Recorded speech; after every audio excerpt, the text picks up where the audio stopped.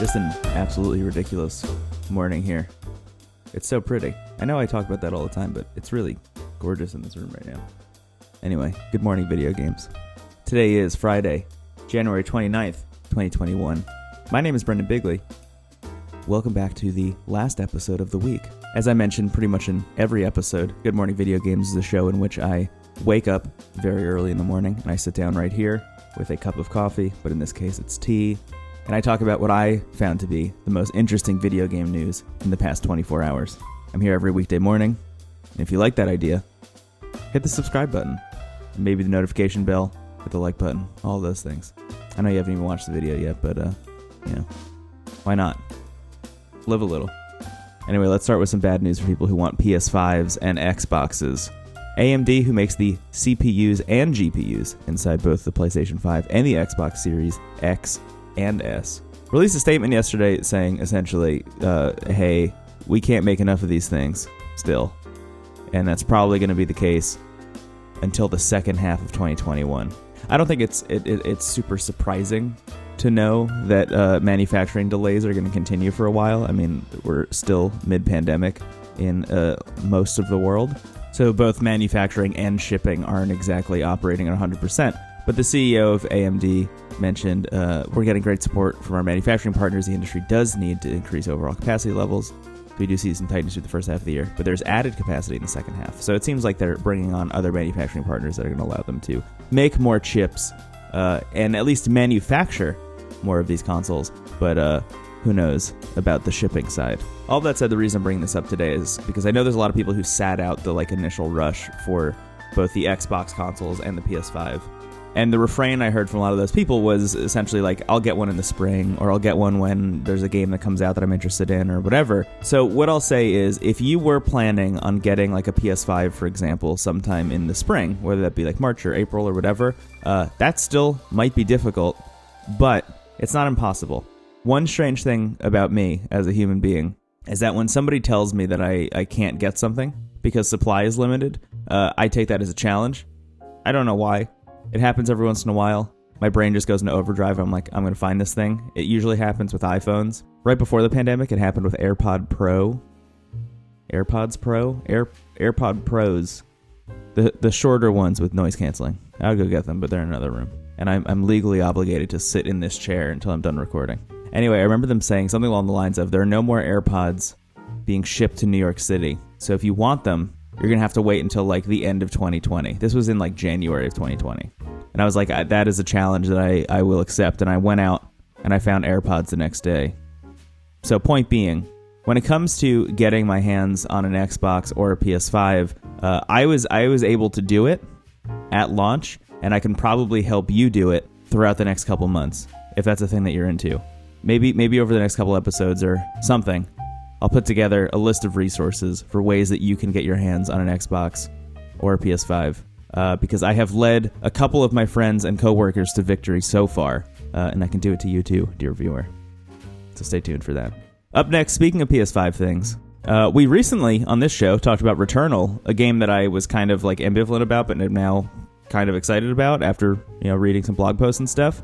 Returnal is being pushed to April 30th from March 19th, so it's not like a huge push. But it is getting pushed.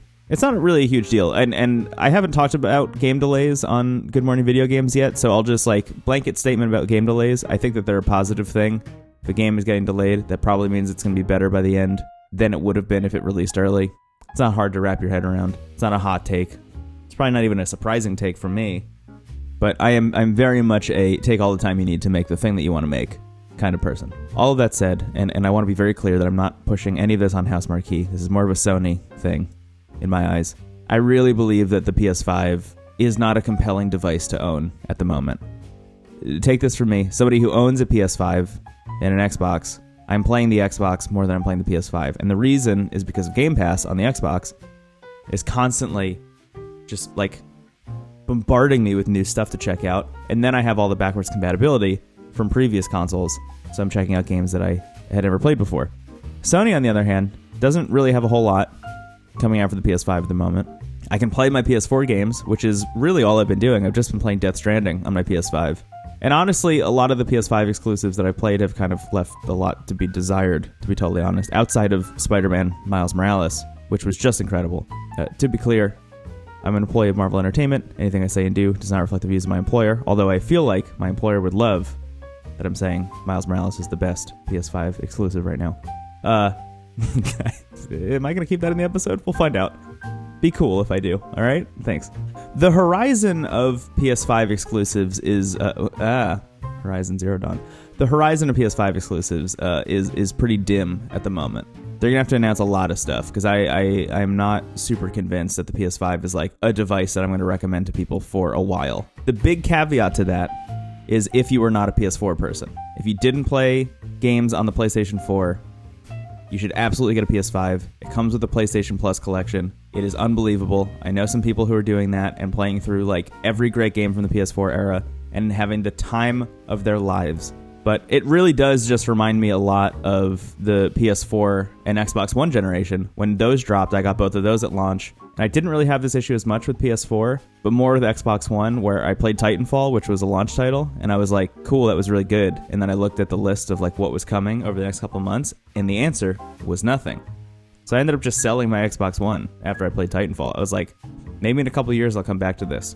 And you know what, dear viewer? I did come back to it in a couple of years when Game Pass came out. But that was like 4 or 5 years into the life cycle of that console. I think you really do need a stream of games. You know, I think Nintendo learned that lesson with the Wii U. I think that's one of the big reasons the Wii U was like such a nightmare, was they didn't really get any third-party support. Luckily, they have a ton of third-party support for the Switch. So in between the big first-party IP hits that Nintendo is dropping, they're getting a lot of support. There's a lot of reasons to be excited about owning a Nintendo Switch. At the moment, I'm not really seeing that as much with the PS5. And I don't really see that in the horizon. But all that said, I'm very excited for Returnal. That seems like the first big one, which is wild. That it's going to be like April, when the first big PS5 game comes out. After launch, you know, whatever.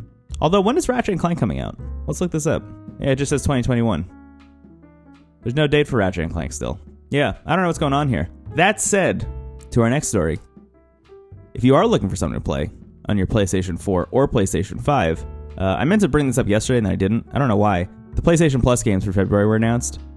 One of them is called Concrete Genie, which I had never heard of before. I just watched the trailer, like right before I started recording. It looks really interesting. Look at this. Painting some graffiti. Looks like it comes to life. It's definitely got a vibe I can get into. I will play this game. Concrete Genie for the PS4. Control Ultimate Edition for the PlayStation 4 and PlayStation 5, which I'm very into. And then Destruction AllStars for the PlayStation 5, which is a really smart move. So, Control Ultimate Edition for the PS5. Very happy about that. Control is on Xbox Game Pass right now, but is not the Ultimate Edition. So, shout out to Sony for getting that Ultimate Edition on there. I probably will download it for the PS5 just to see what it looks like. I'm just really curious. Weirdly enough, I think until I play this, the best looking version of Control I played is on the Nintendo Switch, the game streaming version, and it has like ray tracing and stuff, and looks awesome. You know, it just depends on how good your internet is. But all of that said, the thing that I'm most interested in is Destruction AllStars, which is a game that I've been really excited about since it was announced, because it just seems really silly. They also just released this new state of play video that was just like all about Destruction AllStars and how it plays, which I'll link to in the description below.